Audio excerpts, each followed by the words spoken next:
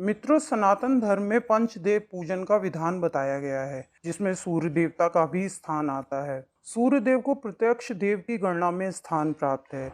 सूर्य देव को सभी ग्रहों का पिता भी माना जाता है।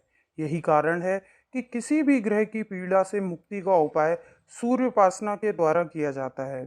विशेषकर शनि की कष्टकारी स्थिति से उबरने के लिए भी सूर्य उपासना का ही विधान है। नित्य उपासना यानी कि रोज की पूजा करते समय सबसे पहले सूर्य देव को जल अर्पित करना चाहिए। अब बात आती है कि सूर्य को अर्घ किस स्थान पर दें, तो शास्त्रों में किसी पवित्र नदी या जलाशय या उसके समीप जाकर जल देने का विधान पाया जाता है। परंतु आज के समय में हर किसी के लिए ऐसा कर पाना संभव नहीं है। तो ऐसे में आप अपने घर की छत पर खड़े होकर या फिर बालकनी में खड़े होकर सूर्य को अर्घ दे सकते हैं।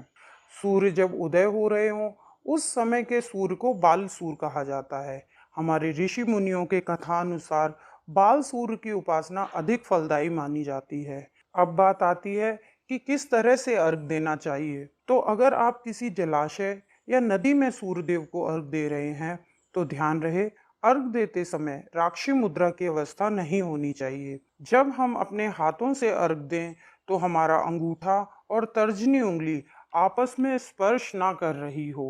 अंगूठे और तर्जनी को स्पर्श करते हुए दिया हुआ अर्घ रुधिर के समान माना जाता है। ऐसे अर्घ को सूर्य देव स्वीकार नहीं करते, वो निष्फल हो जाता है।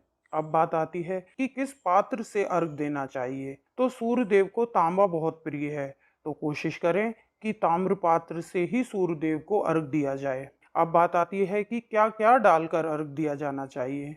तो सूर्य देव को जल देते समय लाल चंदन या रोली, अक्षत, पुष्प, गंगाजल, साथ में कुछ मीठा डालकर सूर्य देव को जल देना चाहिए।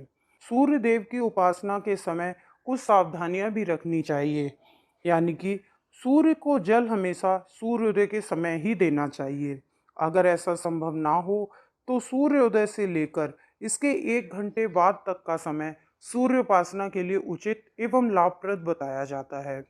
सूर्य को जल देते समय जल के छींटे कभी भी हमारे पैरों पर नहीं पड़ने चाहिए। साथ ही साथ बड़ी विनम्रता के साथ शीश को थोड़ा झुकाकर सूर्य देव को धीमी एवं अविरल धारा के साथ जल अर्पण करना चाहिए। तो मित्रों, ये थे सूर्य उपासना की कुछ विधियां जो मैंने आज आपके साथ साझा की हैं। इसी के साथ अब मैं अपनी वाणी को विराम देना चाहूँगा। वीडियो अगर आपको पसंद आई हो तो इसे ज़्यादा से ज़्यादा शेयर करें, लाइक करें एवं हमारे चैनल को सब्सक्राइब करें। राधे राधे मित्रों।